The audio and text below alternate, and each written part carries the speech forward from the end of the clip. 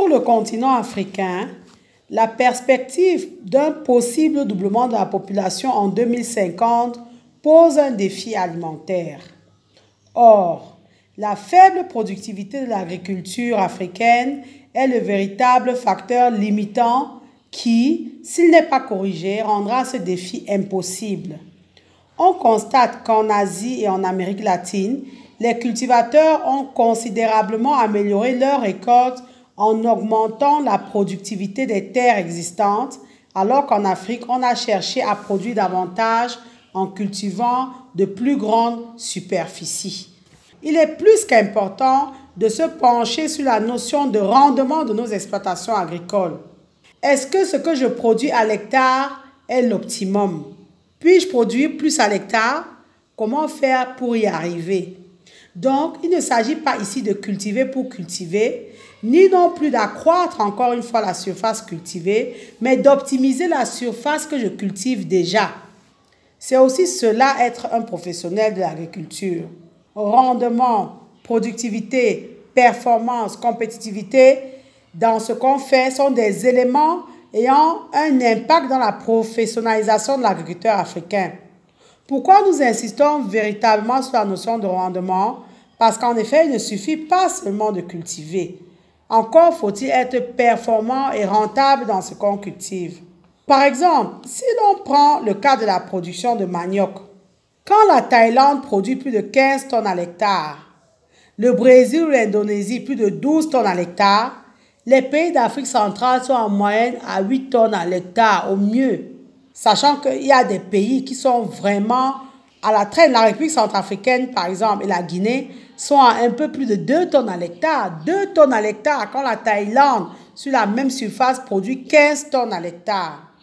Si nous prenons également l'exemple de la production d'arachide, les États-Unis ont un rendement de près de 3 tonnes à l'hectare. Nous, en Afrique centrale, on est à moins d'1 tonne à l'hectare, 0,7 tonnes en moyenne. L'Inde est à 1 tonne. Un autre exemple, la production du riz paddy. Les États-Unis et l'Italie sont à plus de 6 tonnes à l'hectare. Le Vietnam, 4 tonnes à l'hectare. La Thaïlande, 2,5 tonnes à l'hectare. Le Tchad est au mieux à 1 tonne à l'hectare. On peut citer autant d'exemples. Si on prend le cas du maïs, la France a un rendement de maïs à l'hectare de 9 à 10 tonnes. Au Cameroun, par exemple, ce rendement est de 4 tonnes à l'hectare, au mieux pour les meilleurs. Le rendement céréalier en Afrique stagne à 1 tonne à l'hectare, alors que la moyenne mondiale est de 3 tonnes. On voit que l'analyse des écarts de productivité agricole dans la plupart des produits révèle que la productivité de la majeure partie des produits agricoles est nettement inférieure à la moyenne mondiale. Oui, les produits africains enregistrent les plus faibles rendements en agriculture dans le monde. Comment expliquer ces écarts de rendement à l'hectare pour une même spéculation? Lorsque l'on compare la productivité des terres de chaque pays africain avec celle des autres pays du monde, on constate que l'un des principaux facteurs de marginalisation du continent sur les marchés nationaux et internationaux provient du retard technologique du secteur agricole. Déjà, nous devons absolument mécaniser notre production agricole. La faible mécanisation de notre agriculture a un réel impact sur sa productivité.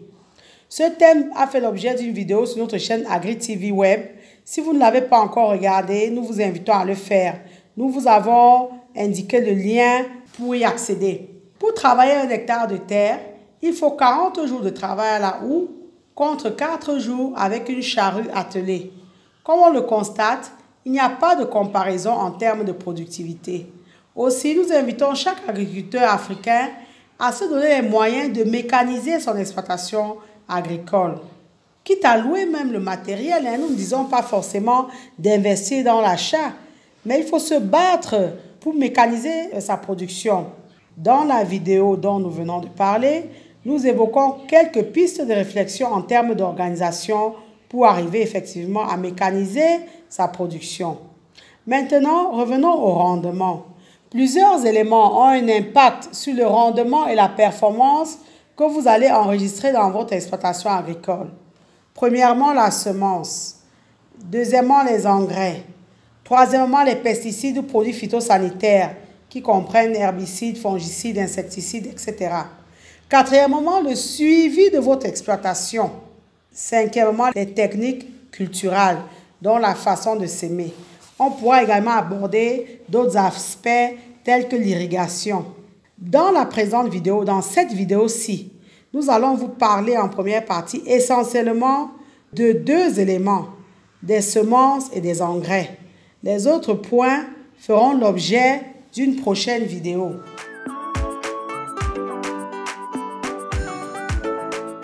On entend généralement par semence l'embryon d'une future plante qui se développe à l'intérieur d'une paroi externe appelée tégument.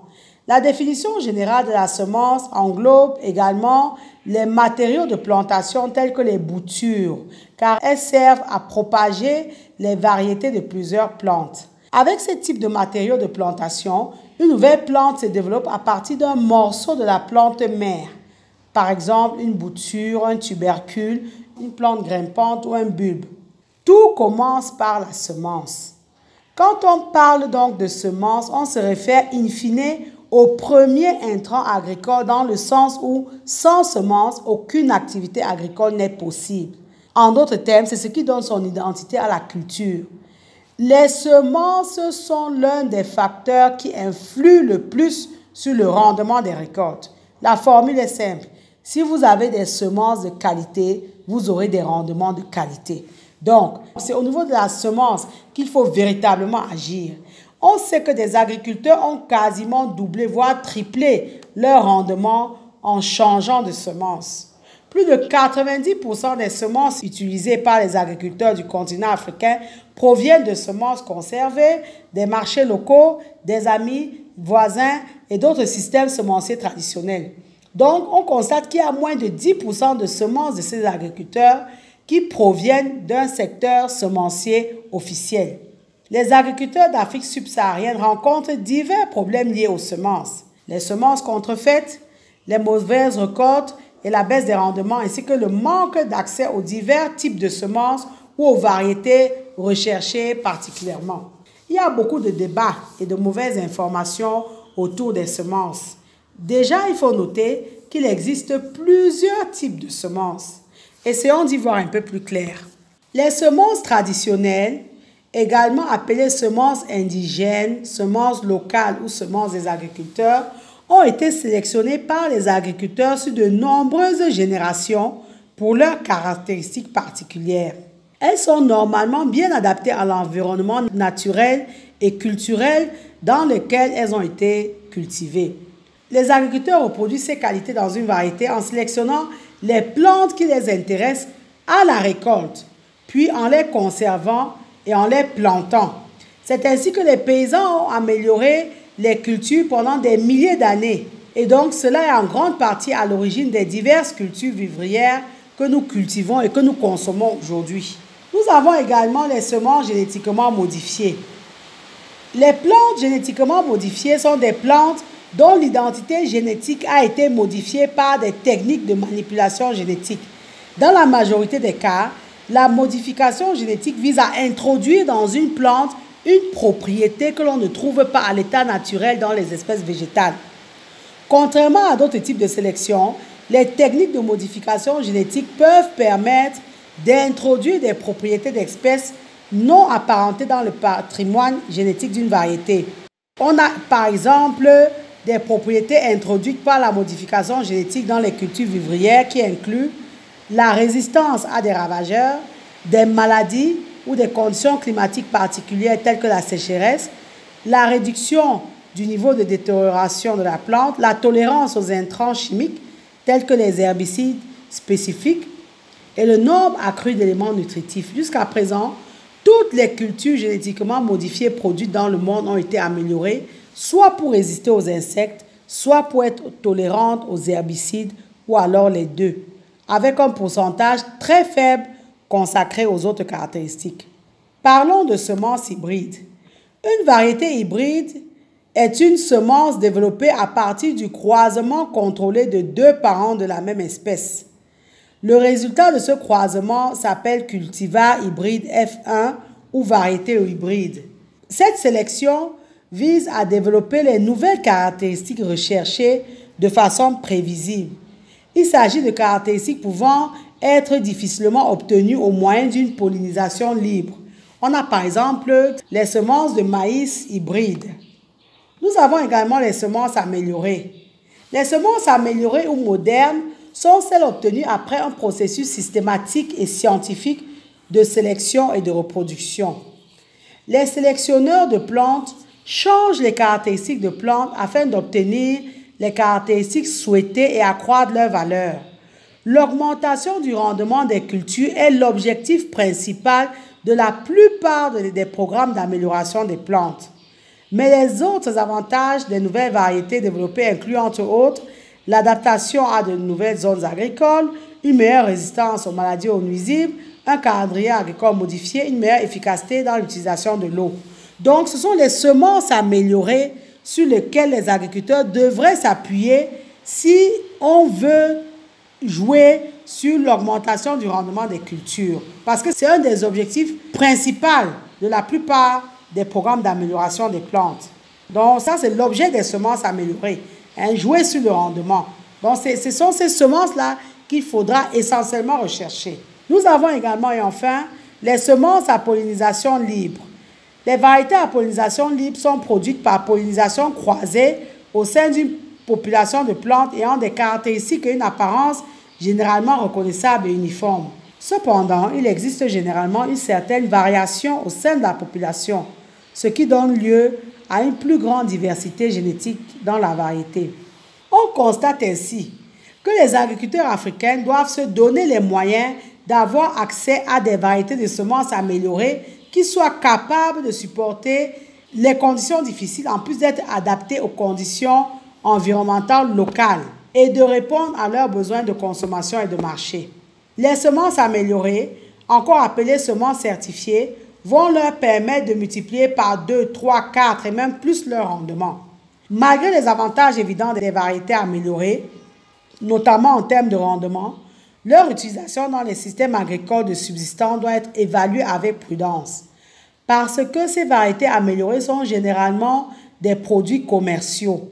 Leur utilisation est habituellement en fonction de leur disponibilité sur le marché local et elles sont protégées par des lois de propriété intellectuelle et nécessitent des intrants coûteux, tels que les engrais et les pesticides. Néanmoins, ce ne sont pas des facteurs bloquants. Mais il faut quand même savoir que certaines de ces variétés améliorées nécessitent l'achat de semences à chaque campagne. Donc ça, c'est un aspect important à prendre en compte. Mais il faut évaluer cet aspect-là par rapport à la rentabilité, aux avantages que ça vous apporte, hein. Les instituts de recherche agronomique sont véritablement les mieux indiqués pour vous fournir les semences. Donc, les agriculteurs qui veulent se professionnaliser doivent se rapprocher donc de ces instituts de recherche agronomique afin de disposer de meilleures semences et accroître leur rendement. Ces instituts existent dans tous les pays, les IRAD, les INRA et compagnie. Sachant que la semence est l'élément le plus vital et crucial pour la production agricole. L'une des meilleures façons d'augmenter la productivité sans augmenter sensiblement la superficie, la surface des terres cultivées, consiste à planter des semences de qualité. Nous devons donc commencer par investir dans l'achat de semences de qualité si nous voulons améliorer notre rendement. Il est essentiel d'utiliser des semences de qualité dans la production agricole. L'usage de mauvaises semences limite le potentiel de rendement, réduit la productivité du travail de l'agriculteur et réduit également les autres facteurs de production. Là, il faut savoir que la qualité des semences est évaluée par rapport à 4 paramètres de base que vous devez savoir. Donc, ces 4 paramètres de base sont la qualité physique de la semence, sa qualité physiologique, sa qualité génétique et son état de santé. Parlons de la qualité physique de la semence. La bonne qualité physique d'une semence au sein d'un lot se traduit par plusieurs caractéristiques. Déjà, il y a une quantité minimale de semences endommagées. Donc, quand vous achetez cette semence-là, vous allez voir qu'il y a très peu de semences endommagées dans le lot. Quand on dit semences endommagées, c'est-à-dire elle est cassée, elle est fêlée, elle est ratatinée, elle ne peut pas germer et ne sera pas susceptibles d'être attaqués par les micro-organismes. Il est possible d'éliminer la plupart des semences endommagées pendant le traitement des semences. Vous allez également, quand vous allez choisir votre semence sur le plan physique, vous allez voir qu'il y a une quantité minimale de semences malades. Donc, il y a très peu de semences malades. La décoloration et la coloration sont les indications symptomatiques de semences qui peuvent transmettre des micro-organismes ayant déjà attaqué ou pouvant attaquer la semence quand elle commencera à se développer. La plante va alors se développer et contaminer d'autres plantes. Donc, au moment de l'achat, vérifiez donc le nombre de semences malades qu'il y a dans le lot. Vous devez avoir une taille quasi uniforme des semences. Des semences de grosse taille et de taille moyenne mûre auront généralement les taux de germination et de vigueur plus élevés que les semences de petite taille et immatures. Donc, au moment du choix, choisissez donc des semences qui sont grosses et qui ont une taille moyenne. Enfin, la quatrième caractéristique, c'est que vous allez avoir une quantité minimale de semences, de mauvaises herbes ou de matières inertes. La santé des semences se réfère à la présence ou à l'absence des organismes pathogènes, tels que les champignons, les bactéries, les virus, ainsi que les parasites animaux, y compris les nématodes et les insectes. Des tests de santé des semences peuvent être effectués dans les laboratoires de semences pour évaluer dans quelle mesure la graine est saine. Assurer la santé des semences est important parce que les maladies initialement présentes dans la graine peuvent entraîner un développement progressif de la maladie dans les champs et réduire la valeur commerciale de la culture. En outre, les lots de semences importées peuvent introduire des maladies ou des parasites dans les régions où ils n'étaient pas présents auparavant. C'est d'ailleurs pour cette raison que les pays ont adopté des lois phytosanitaires en précisant les cas où les semences doivent être gardées en quarantaine à leur arrivée dans le pays. On doit également choisir les semences sur leur plan physiologique. Une exigence de base pour les graines, c'est qu'elles doivent germer au bon moment. Le taux de germination, c'est-à-dire le pourcentage de germination des semences d'un lot, est un indicateur de la capacité de la semence à émerger du sol pour produire une plante dans des conditions normales du terrain. La teneur en eau des semences et la température du bâtiment où elles sont stockées sont les facteurs les plus critiques qui affectent le taux de détérioration. Plus la température et l'humidité sont basses, plus longue sera la durée où les semences pourront être stockées en toute sécurité. Ça, c'était la partie qualité physiologique de la semence. Et enfin, la qualité génétique de la semence. L'homogénéité des variétés est très importante. Que les cultures soient produites pour le marché ou pour des raisons agronomiques. Un mélange de variétés peut parvenir à maturité à des moments différents, ce qui peut conduire à des problèmes de récolte et de manipulation post-récolte et à des rendements moindres. Il est souvent difficile, voire impossible, de distinguer les semences de diverses variétés de la même culture une fois qu'elles sont récoltées. Et la pureté variétale devrait alors être déterminée dans des laboratoires de semences spécialisés. Quelques règles à avoir en tête. Il faut vous assurer que les semences sont suffisamment sèches avant de les acheter. Ne soyez pas trop pressé d'acheter des semences au moment de la récolte. Vous risquerez d'acquérir des semences qui ne sont pas complètement sèches. Les semences ayant une haute teneur en eau peuvent se détériorer rapidement et être infestées par les insectes ou les champignons. Les semences doivent donc être sèches pour être stockées en toute sécurité. Une autre règle, c'est que les sacs de semences ne doivent pas être conservés à même le sol ni appuyés contre les murs parce que l'humidité peut s'infiltrer dans ces sacs et affecter la teneur en eau des semences, affecter également leur taux de détérioration et leur germination. Les sacs doivent être posés sur des palettes ou sur des branches d'arbres placées en forme de treillis sur le sol. Autre règle, c'est que les semences de légumes stockées pour de longues périodes doivent être conservées dans des récipients hermétiquement fermés ou des conteneurs en plastique scellés afin d'éviter qu'elles ne se détériorent rapidement. Certaines maladies transmises par les semences peuvent être contenues ou éradiquées pendant leur traitement ou juste avant le semis. L'utilisation de produits de traitement des semences est très réglementée au niveau national et international et doit être gérée avec soin. Enfin, les structures et les pratiques de stockage doivent également protéger les semences contre les dommages causés par les rats et autres rongeurs. Donc, chers agriculteurs, le choix de la semence est la clé d'entrée qui aura un impact significatif sur votre rendement au final. C'est l'élément clé, l'élément de base. Investissez-y en argent pour son achat. Investissez-y en temps et en énergie pour son choix.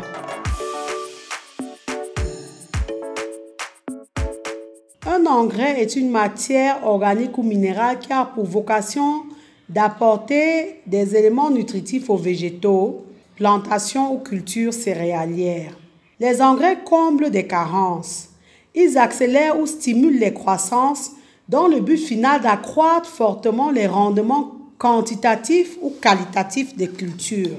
L'action consistant à apporter un engrais s'appelle la fertilisation.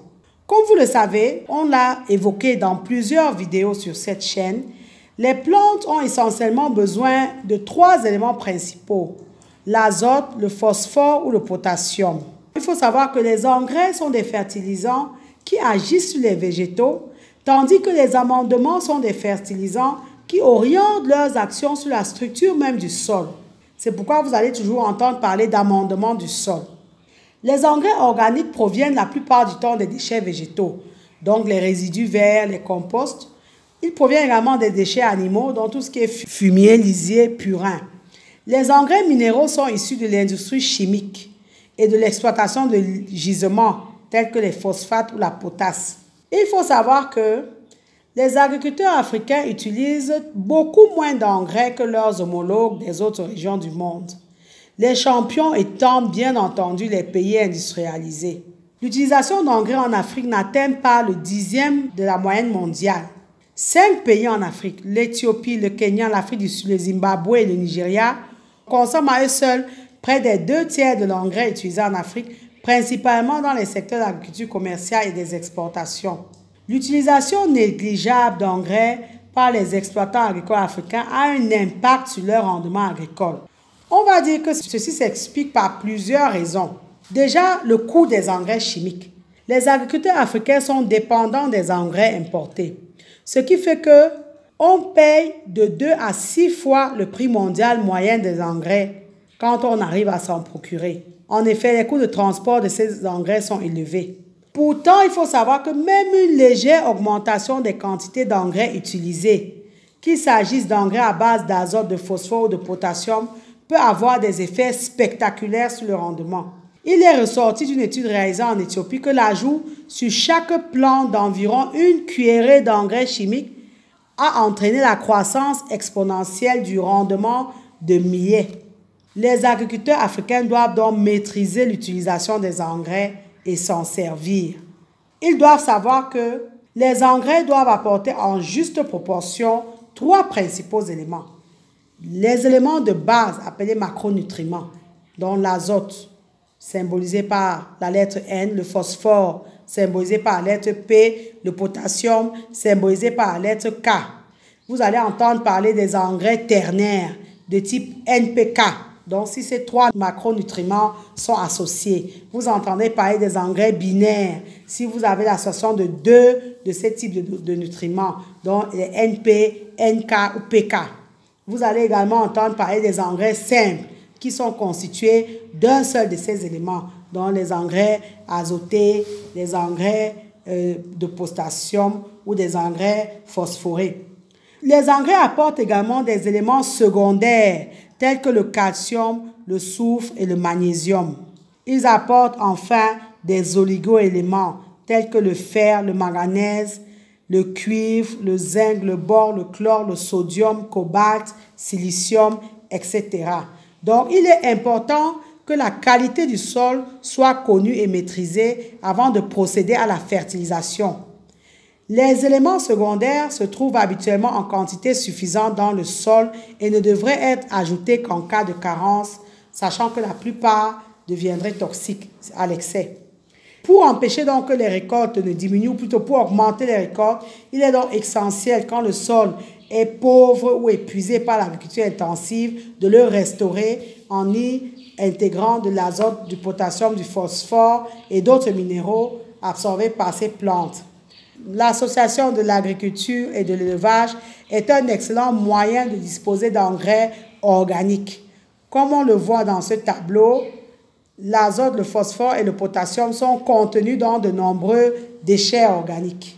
Mais il faut savoir que, malgré leur importance, les engrais d'origine organique ont cependant certaines limites, notamment dû au fait que la qualité du fumier animal dépend de la qualité de l'alimentation des animaux. Ce qui fait que souvent, les engrais organiques ne suffisent pas à répondre aux graves problèmes de fertilité des sols africains. Il faut donc accroître l'usage d'engrais chimiques. Même si nous encourageons les agriculteurs à faire usage d'engrais, notamment chimiques, nous ne devons pas cacher le fait que ces engrais sont des dangers. Les engrais minéraux, bien plus que les engrais organiques, peuvent être dangereux pour l'homme en cas de forte ingestion. Et ils sont très néfastes pour l'environnement et ses différents écosystèmes. Si l'utilisation de ces engrais chimiques n'est pas effectuée dans un cadre maîtrisé, leur surconsommation va apporter des transformations radicales des sols, mais aussi une surabondance néfaste dans les eaux. Les engrais azotés polluent en particulier les eaux souterraines et les nappes phréatiques, arrivant ainsi jusque dans les boissons des hommes. Donc, ceci est un véritable danger. Donc, il faut vraiment maîtriser l'usage des engrais. Nous vous encourageons à utiliser les engrais pour accroître le rendement de votre exploitation, mais nous ne vous disons pas d'utiliser ces engrais-là sans les maîtriser. Des études scientifiques démontrent par exemple qu'entre 1950 et aujourd'hui, les taux de nitrate présents dans l'eau sont 50 fois supérieurs et que 66% de cette augmentation serait liée à l'activité agricole.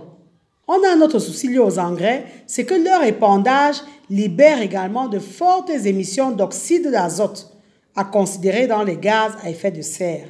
Donc, la consommation et l'utilisation d'engrais est recommandée. C'est d'ailleurs en perpétuelle évolution, mais il est indispensable qu'ils soient appliqués dans un cadre précis, surveillé et surtout légal. Afin véritablement d'accroître leur rendement, les agriculteurs en Afrique devraient utiliser davantage d'engrais en général, davantage de fumier animal, davantage de compost et d'autres engrais organiques et chimiques. Mais comme on l'a dit, dans un cadre maîtrisé, précis, surveillé et réglementé.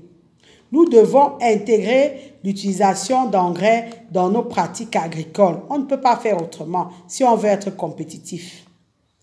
Nous avons dans cette présente vidéo vu deux premiers éléments clés qui ont un impact sur le rendement agricole, à savoir les semences et les engrais. Dans la prochaine vidéo, nous parlerons d'autres éléments, à savoir les pesticides, le suivi, les techniques culturales, l'irrigation. Nous faisons ces vidéos parce que nous souhaitons que l'agriculteur africain soit professionnel, et qui dit professionnel dit compétitif. La professionnalisation de l'agriculteur africain passe par la parfaite maîtrise de certains de ces éléments. C'est à ce prix que nous pourrons entrer en concurrence avec les autres agriculteurs du monde et de ce fait être véritablement compétitifs. Nous espérons que cette vidéo vous a été utile. Si c'est le cas, merci de nous le dire en commentaire. Nous pouvons avoir omis certains éléments. Faites-le nous savoir. Abonnez-vous à notre chaîne et surtout partagez au maximum nos vidéos. Ce serait votre façon de nous aider à faire passer le message. Comme vous le savez, si vous suivez AgriTV Web, savoir est le point de départ et agir fait toute la différence. Maintenant que vous savez, immédiatement, passez à l'action. Agissez.